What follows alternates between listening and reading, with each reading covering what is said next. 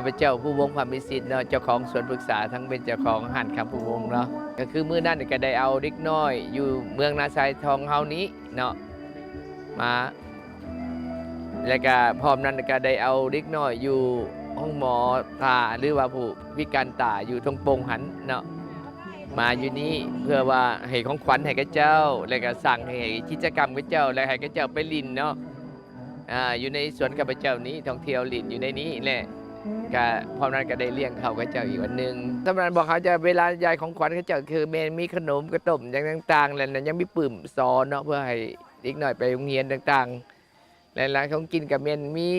เขาเป็นเขากองเขายังไปนี่แหละเนาะวันที่1 เดือน 6นั้นได้ซื้อทั้งเมืองเขามาเปิดเนาะทั้งแนวราสังสารน้ำแนวราสังสารศูนย์กลางเนาะเพิ่นก็จะมานำเพื่อปลูกต้นไม้แล้วก็ให้เด็กน้อยฟังให้เด็กน้อยเข้าใจเรื่องฮักธรรมชาติของเขาก็จะให้กับเจ้าก็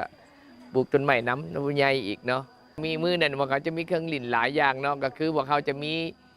สไลเดอร์น้ำมีสลิงแล้วก็พร้อมนั้นบอกมีรถ ATV และเป็นเครื่องลิ่นเด็กน้อยหลายอย่างเนาะ